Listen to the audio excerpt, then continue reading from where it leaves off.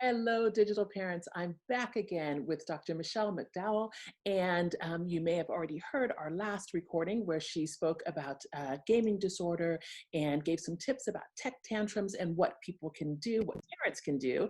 And now she is back again, but this time a very, very specific question because today is, I'm going to say July 20th, 21st. I can't remember because every day is kind of becoming the same. But for sure, we're in the month of July. That I know. We are. And as we are heading into August and parents have more time on their hands, remote learning is pretty much finished. Dr. Michelle, help us parents. What do you have to tell us? What good things can you share? Anything, please. Okay. Well, we are in July. Well done, Elizabeth. We are. I don't And have it's digital dementia going on there. I'm okay. and it's summer, so what a great time for us to have a long break.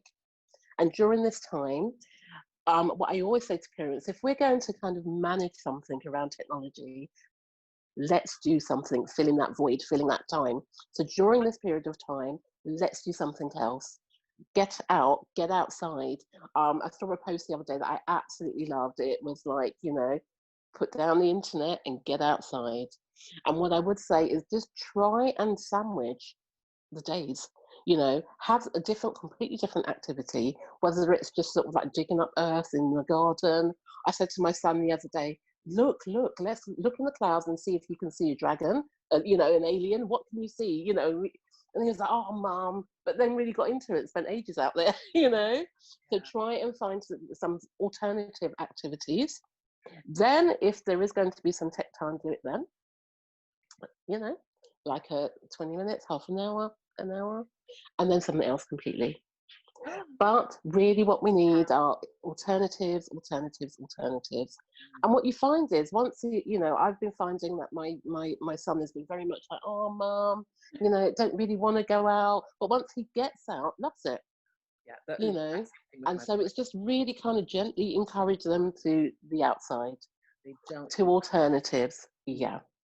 I think is alternatives because I've had people who have young toddlers, 3, 4 years old with an iPad, and parents will say, "Oh, but they cry when you take it away." And I'm like, "Well, of course they are. They can't self-regulate. This is exciting, if they want to play." And I said, "Give them an alternative. Just Yeah. their little minds are Yeah. brilliant little people. They are. Yeah. Find something really cool to Yeah. show them.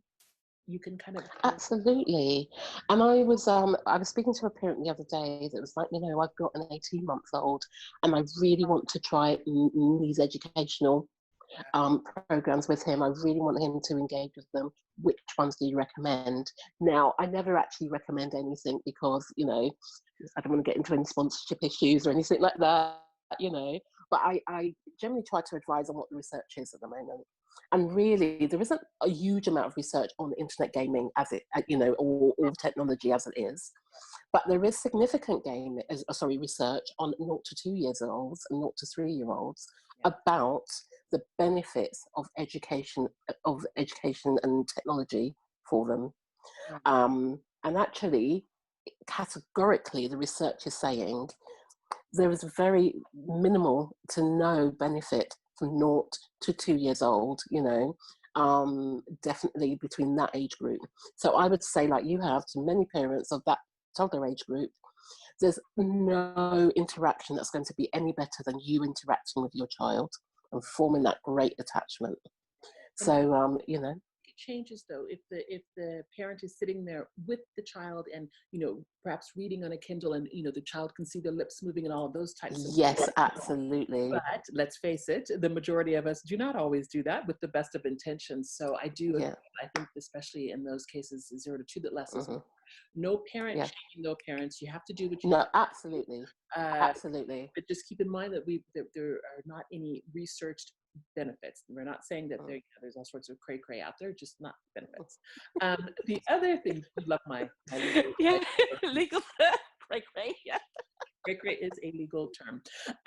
So you just said something super interesting though to me, and which was about the younger babies, because I don't really talk so much about babies and toddlers. So for the 0 to 2 years old, and as you said with your very posh British accent, the not to 2 years old, please tell me, what is some of the advice that you could give parents, digital parents of that age group, just as something to really, gosh, hmm help them, because they've got to get to work too, from the Oh, absolutely. to do things. Absolutely. And I know that I would think that the majority of them want to be reassured that they are not doing hmm super detrimental, Yeah. and that their little babies will be okay.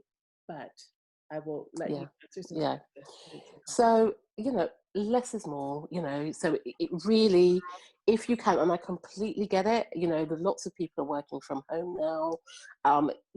If they're watching TV or they're engaging with screen time, again, try and think about that triangle really.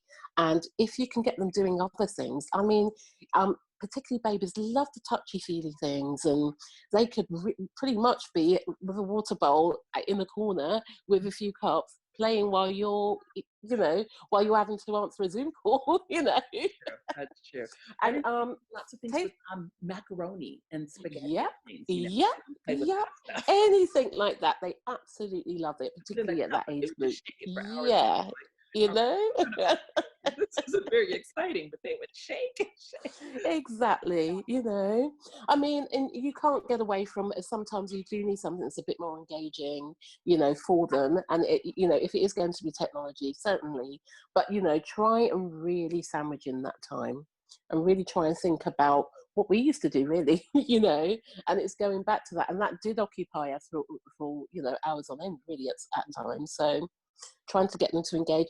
If you do need to be on technology, or if you are busy and need to do something, well, maybe get them to engage with their grandparents online, chatting away, and get them to make all the funny noises and all of that for a little while to keep them engaged. Okay, I like it. Okay, well, I'm going to end us there. And Mhm. digital parents, you know where you can find Dr. Michelle McDowell. You can find her on her definition. I don't know if I'm pronouncing it correctly, but definition with an N is for me to find myself. You can find her on her website, for consultations, coaching. I'm Yeah, sure. yeah, absolutely. Consultations and coaching.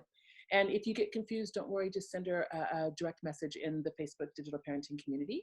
And I will see if I can get her to come back for another session. Okay, so thanks again, digital parents. See you soon. Bye-bye.